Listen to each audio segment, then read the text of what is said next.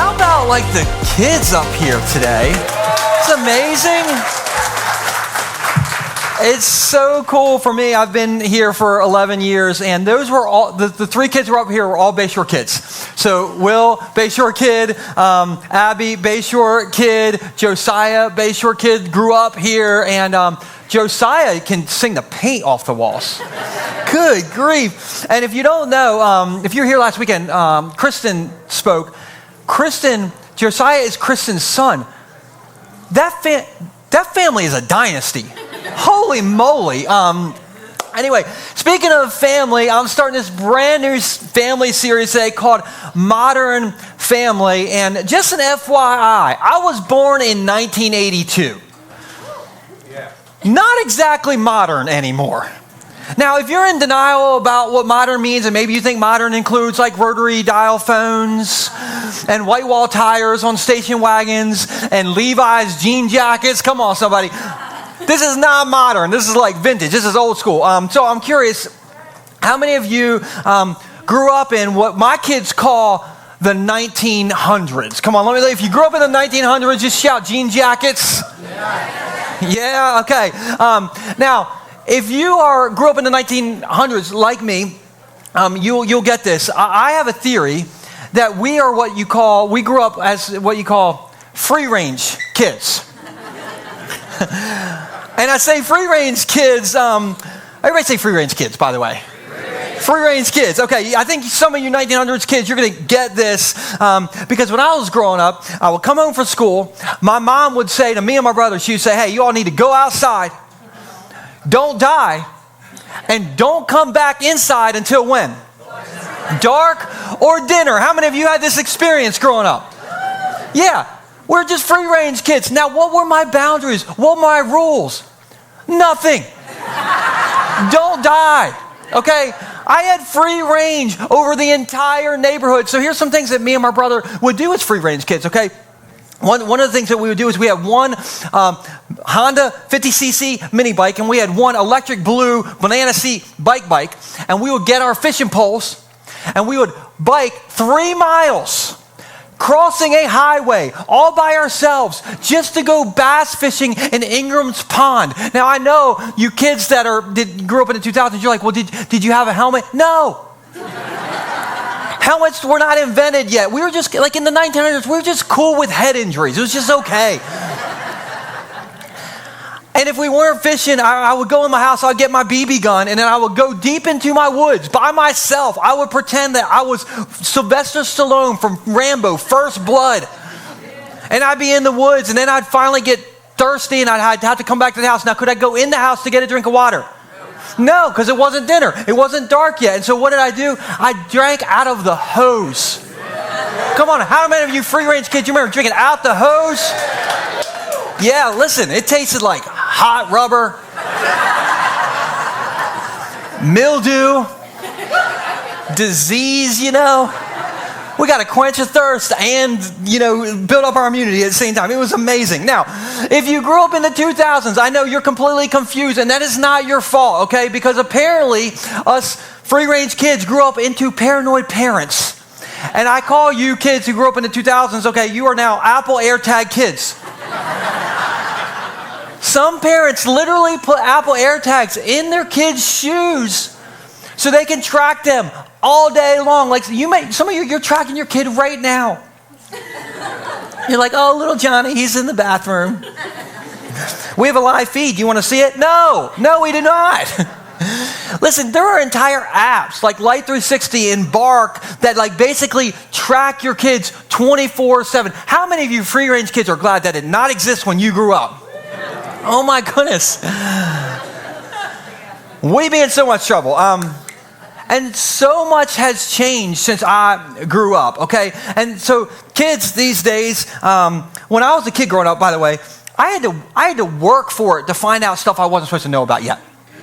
Like by work for it, I had to go to recess, and I had to find Justin at recess, and Justin would tell me all the stuff. Justin knew some stuff.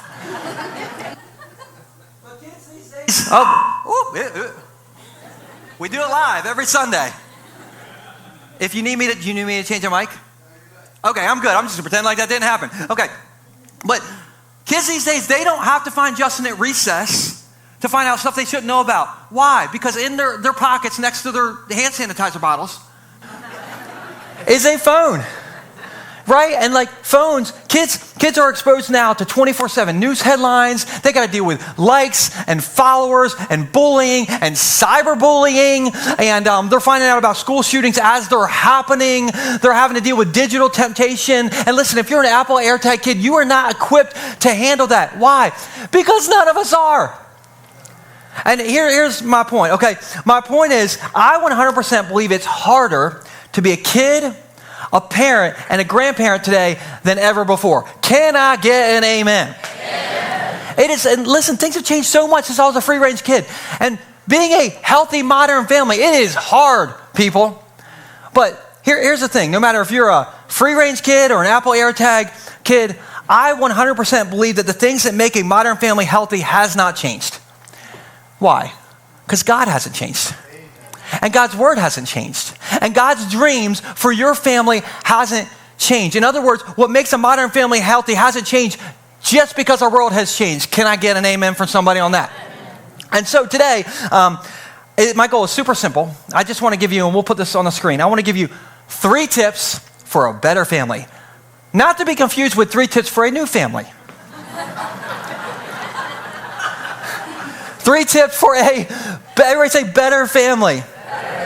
And if you're a practical person, you're going to love this series because you're going to be able to walk out of here today and know like how you can right now like start being a blessing to your family, because I 100% believe that the God of the Bible, who blessed in the old school way in the Bible, he can still lay some spiritual blessings on our family in modern days.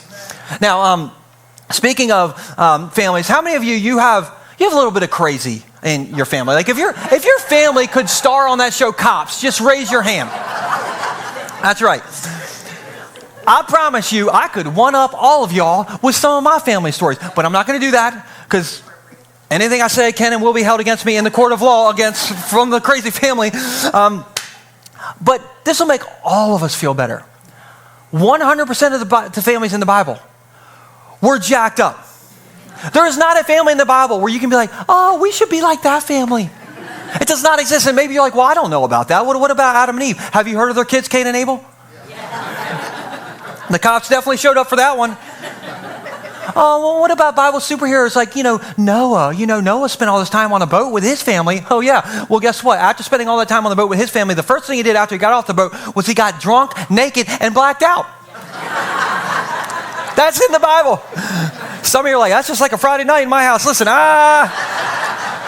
I don't want to know. Anyway. So the good news is the families in the Bible, okay, are probably less perfect than your family. Thank you, Jesus. And if God could bless the families in the Bible, he can definitely bless your family. And the second thing you need to know is the families in the Bible are a perfect role model. They are. For what not to do. Everybody say what not to do. Some of you got a master's degree in what not to do from your family. Can I get an amen? And so I'm just telling you found out what not to do. And the reason I know that is because I remember on Mother's Day, this is just one example, I stepped off the stage from speaking, I go out in our lobby, and I run into this guy in our church who is amazing, okay? He's in his 20s, he loves Jesus, he's making great choices, but that day he did not look great. And so I was like, hey, man, are you good? And he's like, I'm not good. And I said, well, why? What's going on? He said, Mom's Day is really hard for me because I have a terrible mom. And that broke my heart. And I remember afterwards, I was sitting on my couch Sunday afternoon, and I thought, he knows exactly what not to do now. And that person, I know you're hearing this message, and I don't want to point you out, but I 100% believe that you are going to be the one who's going to change your future family tree. You are going to be the one who breaks the curse in your family, and you change the trajectory of your family because of Jesus in you. That's going to be you. And for some of you, that is going to be you. Now, here's how I know that can happen. Because we have a picture we'll put up on the screen. This is my pop-up coming to church for the first time a few weeks ago. And I know I'm smiling in this picture, but I am sweating in this t-shirt. Because my pop-up had never been here before. And my pop-up knows more about the Bible than anybody I know, and he's going to listen to me preach for the first time.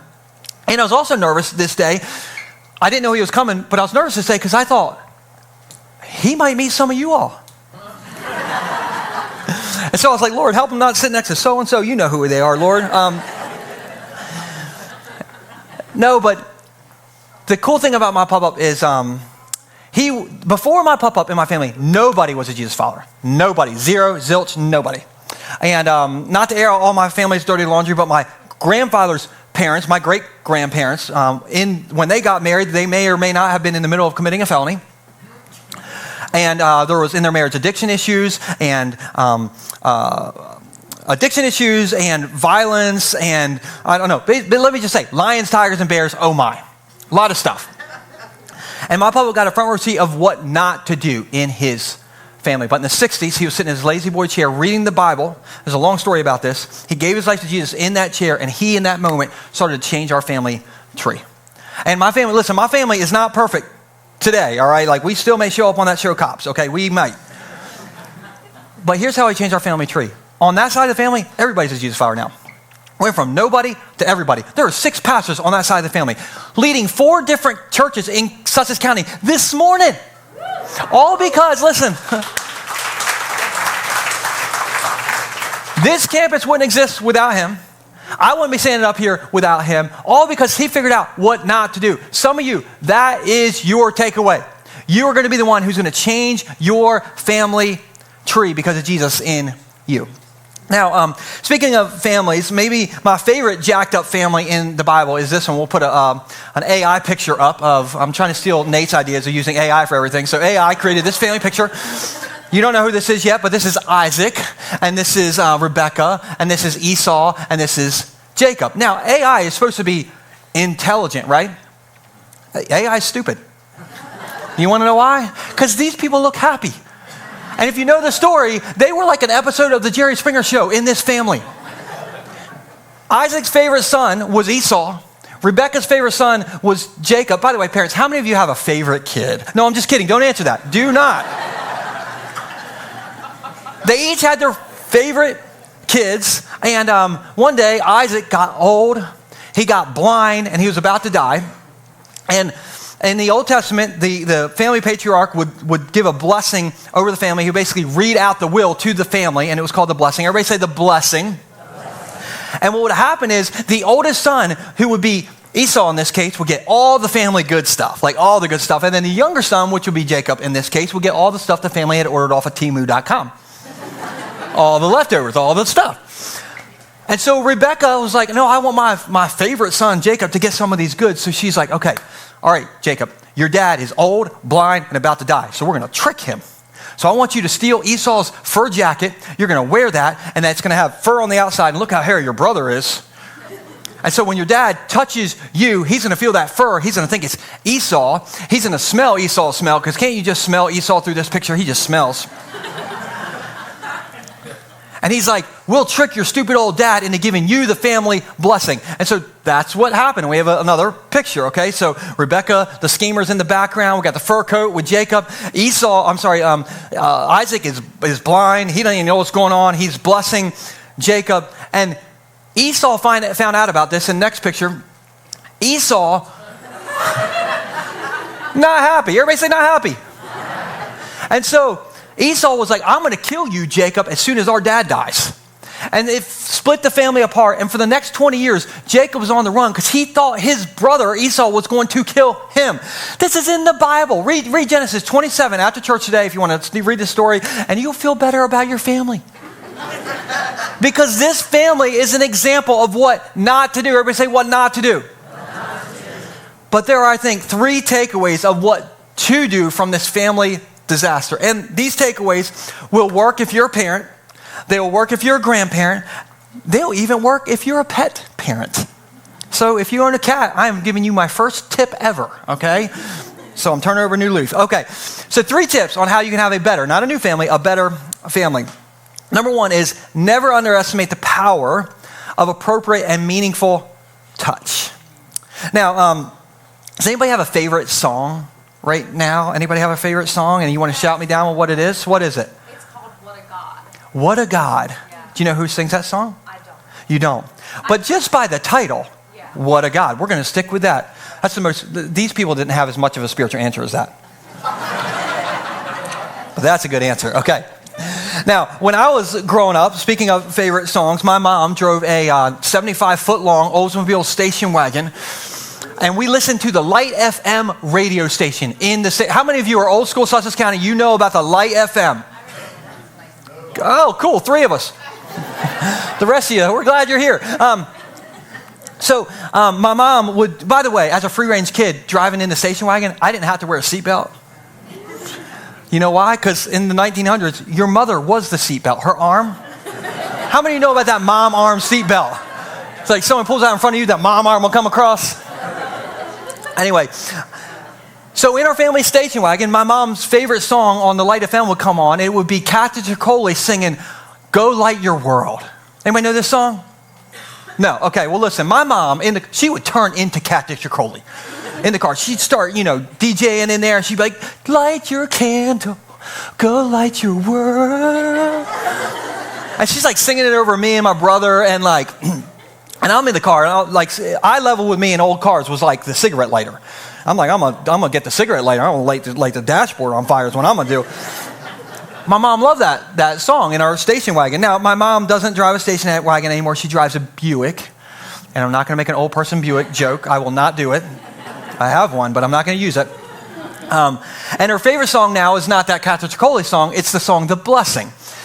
And so on Mother's Day, my mom drove her Buick to our church. She always comes every Mother's Day. And she sat right here where you're sitting, Brenda. And the band started playing "The Blessing." And my mom about blew a gasket.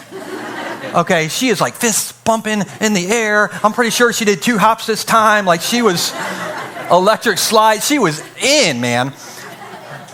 And that song, "The Blessing," is about like blessing over your family. And in the middle of that song, I felt my mom put her hand on my back and start to pray those words over me. And Maria, who comes to our church, paparazzi'd that moment, apparently. I didn't know. And she took this picture. I may or may not be wearing the same jacket. Don't worry about actually the exact same outfit the last service told me. I'm like, listen, I don't got a clothes budget. Anyway. But you see my mom's hand on my back? You see that? That means everything to me. And I just want to tell you, never underestimate the power of appropriate touch with your kids, with your grandkids, with your parents, with your grandparents, with your spouse, with your family, with your friends. Like, never underestimate that. And that's not just Joel's opinion. That is actually scientifically proven to have benefits when you appropriately touch the people that you care about the most. And so here's some things that this has been proven to do. Okay, when you appropriately and meaningfully touch your families, it boosts brain development. It regulates stress and cortisol levels. It promotes secure attachment. It improves immune function and sleep. It improves empathy and social bonding, reduces behavioral problems and emotional distress. Sign me up. Somebody say, "That's crazy." I know. It is crazy. And you know what's even crazier? In the Old Testament blessing, when like Isaac is blessing Jacob, the blessing always started with the parent putting their hand on the child to start the blessing. And did you know you could start blessing your families as soon as you walk out of here with something as simple as a hug? Or a hand on the shoulder? Or a fist bump? Or come on, this is family, so sometimes a wet willy? An appropriate, meaningful touch. Now, I know some of you are like, "Well, Joe, we don't really do that in our family. We just kind of like look at each other, occasionally grunt, peace sign, like, yeah. Listen, I get it. I have one kid who still is okay with me giving him a hug, and he's cool with that. Then I have another girl who's going into middle school in September, and she would rather live in a different zip code than me and Stacey sometimes. And listen, she calls me and Stacey, she says we are weirdos. I'm like, well, we're paying your rent, so how weird's that? Anyway, we don't have to. But she doesn't think she needs us to hug her. She doesn't think that she needs us to put her hand on her shoulder sometimes. But she absolutely needs us to hug her sometimes as parents. She absolutely needs us to put our hands on her shoulder sometimes. She absolutely needs me to grab her hand sometimes and look at her in the eyes and say, hey, I love you and I am proud of you. And here's why she needs that. Because if she doesn't get that from her parents, she's going to go look for it from someone else down the road. And that person is probably not going to do it in a respectful and appropriate way. And then I'm going to have to hunt them down. And I will bury them in the Silver Pond or Silver Lake over here, and I will go to prison, and you'll need a new pastor, because that's what's going to happen. So in your families, it's so important to give appropriate and meaningful touch to your kids, to your grandkids, to your spouses, to your family and friends, and everybody in your family. It's such a simple and powerful way to bless your family. Now, here's another tip. Replace criticism with encouraging words. Some of you are like, elbowing the person next to you. So speaking of criticism, I've gotten a little bit of criticism because occasionally I like to be vulnerable to you guys, and I like to tell you about my life's biggest addiction. Yeah. And a lot of you have written me letters. You've texted me. You've had conversations in the lobby about, hey, Joel, that's not healthy. You're going to die. And I know. And so I always tell you about like a negative addiction that I have, so I thought I'd tell you about a positive, like flip the script a little bit. And so another addiction I have that's a healthy one is I am addicted to running. Okay, quiet room. Some of you are like, running, what do you mean running from, like I mean like running exercising, not like running from a tourist who feeds Thrasher's French fries to the seagulls. Oh, there's only 3 Sussex County people in here. I heard that earlier. I remember. Anyway, so I love to run. Like I run about 6 days a week, 4 miles every day when I run, and I love it. I love getting outside, and I run for one reason, because I'm addicted to Mountain Dew. People, did you not hear earlier? And in my mind, I've tricked myself into thinking like I can offset things, and I know that's not true. And some of you are going to write me a text about this, but I remember a few years ago I was running, and it was super early in the morning. And I came around the bend that my house is on. I came onto our road, and I looked up, and I saw my daughter, Nora. And she was standing on our little porch there. She was dressed up for school. And it's like 6 in the morning. She's dressed up for school. She's holding my poor dog, Eli. Rest in peace. I love Eli. And she was cheering for me as I ran home. She's like, you can do it, Dad. Keep coming. You can do it. You can do it. And I when I got home, I took a picture of her, and this is a picture of that moment. And I love this picture. Couple reasons. This is before Nora thought I was a weirdo. Okay, so that was nice. But I love this picture because I remember her cheering for me. And listen, in our families, I so much want to be a family that chooses cheering over criticism.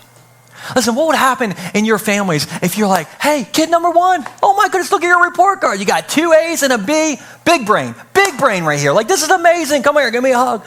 Or hey, kid number 2, you are playing soccer. You're doing so good. You're going to be Messi. The soccer, anybody know who Messi is? A soccer player, not the word, not how, yeah, there we go, Messi. There, kids know. Say, hey, you're so good at soccer. Or, hey, Mom, you parked great at Aldi today.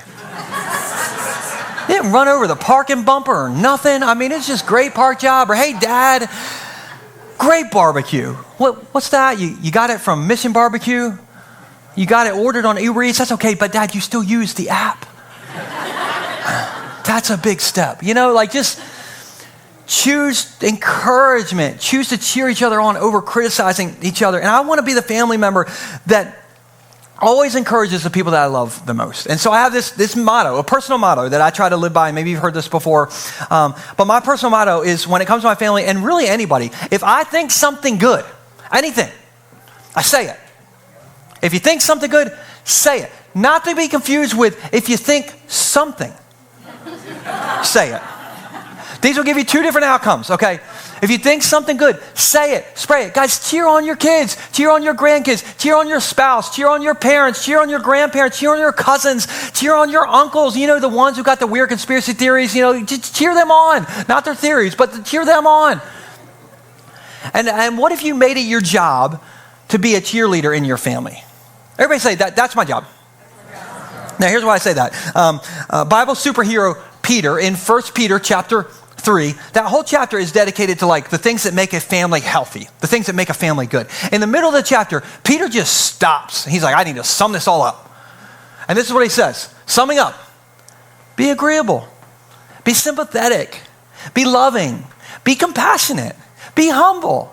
That goes for all of you. No exceptions, no retaliation, no sharp tongue criticism. Hello, somebody just got convicted right then. Instead, I love this part, bless. That's your job, to bless. You be a blessing and also get a blessing. I love this verse. People are taking pictures of it. Just keep taking it. It's so good. Listen, what's your job? What's your job? What's your job? Okay, that wasn't good enough. This section did okay. This section was totally silent because I want to look at you. What's your job? To bless. That is our job. And in our families, you can criticize or you can cheer. Only one of those options, though, means the cops don't show up at Thanksgiving dinner, okay? And that is cheer for each other. And in this blessing with Isaac, with Jacob, Isaac uses his words to just cheer his son on. Now, here's what I am not saying. I'm not saying you have to say to your kid, oh, hey, buddy, I know you tried out for high school basketball and you got cut because you didn't make the team, but you're going to make it to the NBA one day. You will. You will. No, they're not. They're 4'7". They shoot free throws granny style. They are not going to the NBA. This kid is a CPA kid. They're going to be a CPA. And I'm not saying, listen, our culture loves to say, if you think it, you can do it. You can do anything you put your mind to. No, you can't. You can't think your way into the NBA if you're 4'7". So I'm not saying lie to your kids, but you know what you can say? You say, hey, buddy, you tried out for basketball. I know you didn't make the team, but that took guts. That took courage. I admire that in you. That is amazing. You keep doing that. That's going to go far for you in life when you're a CPA. And so you don't have to lie to cheer your kids on, okay? And so make it our jobs to encourage. Replace your criticism with cheering. Is anybody feeling a little convicted about this? But you can do this, right? And so cheer for them. Now, here's why do you do this? Because every voice that your family hears out there is like that Linda Ronstadt song, you're no good, you're no good, you're no good. You can be the voice in their lives to say, hey, you're amazing. Don't believe that. That's the wrong noise. Don't listen to that. You are amazing. Cheer your family on. And then last idea is this. Make every effort to be committed to each other. Make every effort to be committed to each other. Now, back to Jacob and Esau. I was thinking about it, and the only reason Jacob had a window into stealing his brother's blessing is because his brother Esau was out hunting for wild game so he could kill his dad's favorite, whatever the wild game for his favorite meal. He wanted to make his dad's favorite meal. So Esau was out hunting to make his dad's favorite meal because his dad was about to pass away. He thought, maybe this is going to be my dad's last meal. I want to do something nice for my dad. And so Jacob is there to just take, but Esau is trying to give his dad an amazing memory. And it hit me this week. Maybe that's why Isaac and Esau were so close, because they were clearly committed to each other. And let me just tell you, in your families, you want to be committed to each other. One of the things I love about my smoking hot wife, who's trying to hide over here in the third row, I see you. She is so good about showing my kids that she's committed to them. She came home the other day with these two books. I only brought one today.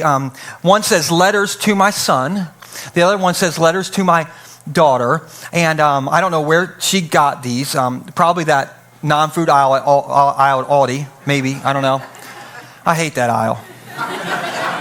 I'd have so much more money if it wasn't for that aisle. Anyway, so my wife writes really long notes to my kids in their journals, and then they write really long notes back to her, and she has a few ground rules for this. She says, nothing you write in here will get you in trouble. You can tell me anything. And the second thing is, nobody else knows what's in there. It's just between Stacy and each of my kids. I don't even know what's in here, and I'm a little insecure about it. I think they're talking about me, okay? I don't know. But I love this because it shows my kids that Stacey's committed to them. It's so important in your family to show that you're committed to them. I'll have this picture thrown up on the screen. This is the same service that my Paul came to for the first time. And I want you to notice the smile on his face. My Paul loved our church. Afterwards, he was like, Joel, the church is they're so rowdy. I'm like, yeah, you should hear him when I talk about the Philadelphia Eagles. They get real rowdy then pop up. Hey, he's a Commanders fan, and don't make fun of my pop-up, all right? So, but what I really want to focus on in this picture is not my pop-up, but my dad. And, he's watching me preach, and he has a smile on his face.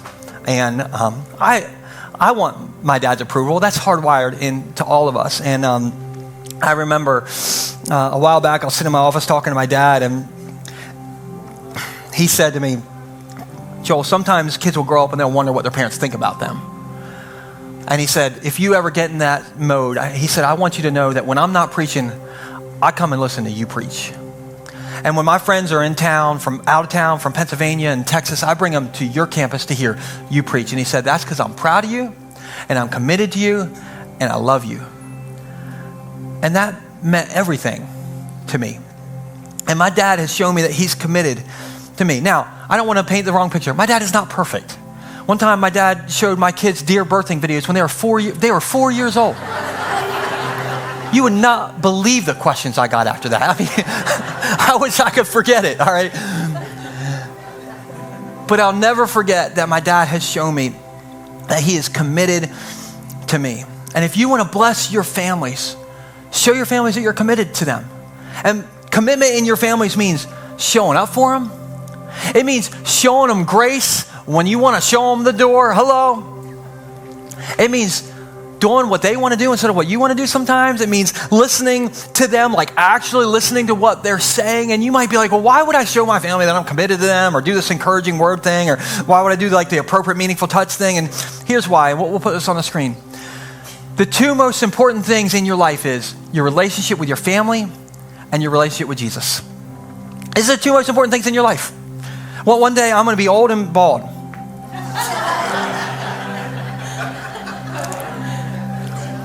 And I'm going to be laying in a hospital bed probably, about to take my last breath. And I hope my family is around the bed. And if they are, and I hope that they are, I hope they know two things when they look at me. I hope they know that I showed them that I was committed to them. And I hope that they know that I've showed them that Jesus loves them. That's all that matters to me. And for you, listen, more than the career you're chasing, more than the hobbies you love, more than the Jeep you drive with the rubber duckies in the dashboard, I don't even understand. More than any of that, Peter said, our job is to be a blessing. That's your job. And so this week, what is your homework? We'll put this on the screen. This is your homework to just ask yourself all week long, how can I bless my family right now? How can I bless my family right now? How can I bless my family right now? How can I be a blessing? How can I do it? How can I bless my family right now? Your job is to be a blessing. And you may not have experienced this in your family. And again, I just want to remind you that you're the one who's going to change your family tree. You're the one who's going to break the pattern in your family. And the good news is, Peter says, if you'll be a blessing, you'll get a blessing. Now, speaking of blessings, in the Old Testament, there's this thing called the priestly blessing. And it's a blessing that God gave to Moses, for Moses to give to Aaron to be read over God's family, God's people. And so don't miss this. This priestly blessing is literally God's words to his family. And if we get to that picture back up there, when my mom was singing that song, The Blessing, the lyrics of that song are literally straight from the Bible, and is the lyrics or the verses that are the priestly blessing.